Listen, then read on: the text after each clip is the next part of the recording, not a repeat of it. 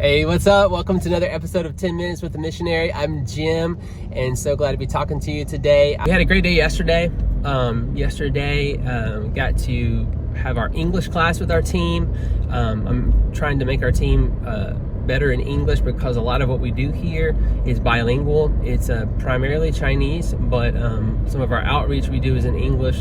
Some of our worship and even some of our teaching is in English, and the whole world is becoming a English first society, and so it's always a blessing, it's always a benefit when you can speak English and understand English. And so I'm trying to make our team better by teaching them English throughout the week as well. So we had a class yesterday, and that was really good. And then I had a one-on-one with somebody on our team that went really well, and was able to this past week actually pass on something that I had learned in a leadership book that I'd learned before, and it was a good refresher. Was reminded of it again. Shout out to Greg Bosch. If you haven't checked out his work, gregbosch.com. It's GREGBASCH.com. He's on Instagram as well. He is an amazing developer of leaders, and he teaches the art of developing leaders, and would be great to have come to your church. And if you're not producing leaders at the rate or the speed or the quality that you desire, he could definitely help you with that. He's been a great help and encouragement and a source of inspiration and fresh insight, new perspectives to me. And so I'm grateful for his help. But anyway, I was able to pass something on that I learned from him and see it have a great effect here in someone's life. And leaders, it's not always a fun job, being a leader. Some people think, oh, if I could just be a leader, that would be amazing. But a lot of leadership is not fun, because if you know the book by Simon Sinek, Leaders Eat Last, you have to put people before you. If you're going to be a true leader, you have to think of yourself last. And you also have to have sometimes, like I mentioned before, conversations that are not easy. You have to challenge people. And most pastors, honestly, we want to be liked. We are people pleasers at heart a lot of times. That's one thing that God has to deal with us and work with us on. But I read a quote, you probably know this quote, I think it was by Rosalind Carter. She said, a good leader takes people where they want to go, but a great leader takes people where they don't necessarily want to go, but where they ought to be. And so that's the kind of leader I'm trying to be, because I've had great leaders in the past challenge me as well in that area. And so just want to leave that for whoever that's for. I am right now driving here in Bangkok, and so I'm not going to try to look at the camera. I'm at a red light right now, so I can make a little bit of eye contact with you, but I'm going to try to avoid the many motorcycles that zig and zag out of traffic here.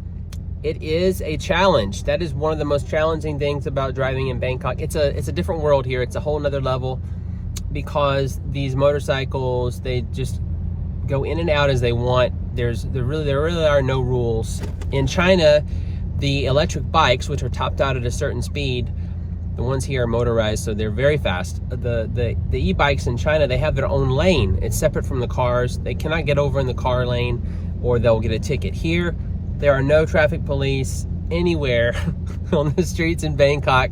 So it's a free-for-all every day, 24/7.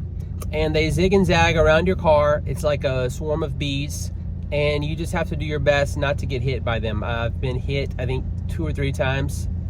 3 times by motorcycles. And so it's not fun, because I won't go into details about how everything works here with traffic and cars and insurance and all that. But if the motorcycle hits you, it's pretty much always the car's fault. If the big guy gets the blame, no matter what, even if it's not your fault. And so they don't pay. They're like, I have no money. So it's like, what do you do? So that's not fun. But anyways, I'm driving. I'm off to see someone this afternoon to help them, hopefully to be a blessing to them. So tonight we have our English outreach, and we're so excited about that. It's a great opportunity to build a relationship, to serve people, to be able to make friends, to have fun, and connect with them at a deeper level, and all preparing the way to be able to share the gospel with them, just laying a foundation of trust and reliability and relationship. And I have some good news and bad news to share there. The good news is we have so many people coming, we're out of room. The bad news is we're out of room and we've had to actually turn people away now.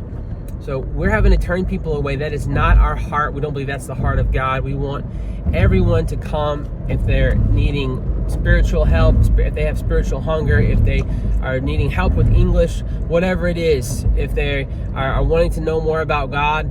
We want to be able to provide a place for them because we believe that at God's table there's a seat for everyone. And so we really need you to pray with us about partnering here. Maybe you are strapped financially. Maybe you can't even buy yourself a coffee right now. I understand that. I've been there. Maybe you can't even go to the grocery store right now for your family like you need to. I understand. I've been there. But maybe you know someone.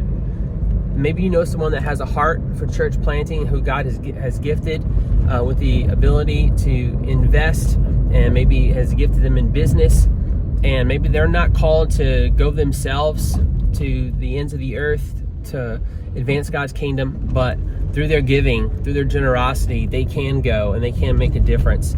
If you know someone like that, a church like that, maybe a pastor or a missions leader or just a business person, somebody that's been successful and been graced by God in the marketplace to build businesses and build companies and create wealth so that they might be able to support the work of the kingdom, would you connect us?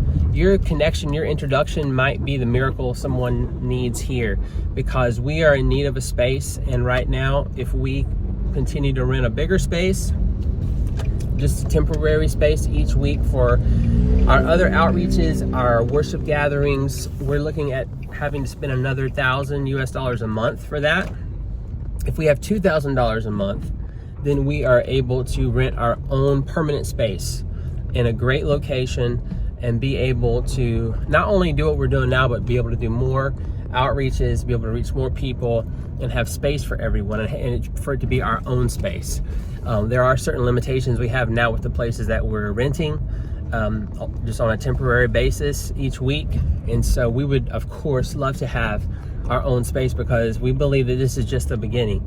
We believe the harvest is here and that we're just getting started, and that this is just a drop in the bucket of what God wants to do in this city. And so please pray with us about that. Maybe you can give. If you can, I just encourage you to go to hopeoverasia.org/donate. There's a way there where you can give one time, or you can also set up recurring giving. There's monthly giving options, and you can select on there how much you want to give, what you feel the Lord is leading you to do. Please email me at jim@hopeoverasia.org. I would love to set up a Zoom call with you or with anyone you know. Maybe it's a pastor in your church. Maybe your church has not yet gotten involved. We don't want to just ask you for something. We are wanting to give you opportunity to connect with the harvest in Asia, in reaching the unreached. That's what this is all about, is taking the gospel and taking the kingdom in places where it's never gone before, so we can make the great commission the great completion. And so we want to give you that opportunity. You know, we're willing to work with you. We're willing to host teams. We're willing to give your people an opportunity to get connected here in reaching the unreached in Bangkok and in China. We'll be talking soon about our workers and our partners in China that are on the ground there, some of the difficulties they're experiencing, but how the gospel is going forth in spite of those difficulties, in spite of persecution, in spite of those challenges, how they are just rising up in courage and rising up in the fire of God to go out and take the gospel to those who've never heard. So we are so privileged and blessed to be able to partner with them. And when you partner with us, you're allowing us to continue to help them, to strengthen them, to encourage them, to equip them, so that God's kingdom and God's church, no matter what the plans of man may be, no matter what the plans of the enemy may be, that God's plans would be established, that God's heart for the nations would go forward, even in places like China, where governmentally it's restricted, where it's illegal to gather, even in a house, to gather together to pray and worship, read your Bible, take communion. It's illegal. We're going to show you some of those videos real soon here of our brothers and sisters in China paying the price, counting the cost daily, some of them meeting 3 and 4 times a week because of the hunger for God in their hearts, the hunger for community, the hunger for the truth of God, the opportunity to worship. You know, they're willing to pay the price, even though they're sometimes meeting in conditions that most Christians in America would not be willing to go to. These aren't, air-conditioned padded pews. These aren't, beautiful light shows and, great coffee and all the things that we have in the States that we love at our churches. This is very simple. This is very basic. This is very raw. And we're going to show you some of those videos soon. But please pray with us as we are searching for a new location, as we are raising funds for our own permanent facility here, where we can not only host outreach events throughout the week, but we can continue to build the church that God has put in our hearts to build, this worship community full of hope and light, bringing hope to the hopeless and light to the darkness here in Bangkok. Please pray with us. Join with us as you can. Reach out to me, Jim at hopeoverasia.org. And I would love to set up a Zoom call with you and let you know what God's doing here in Bangkok. Get to know you a little more, make that connection online. God bless you, and look forward to talking to you next time on 10 Minutes with a Missionary.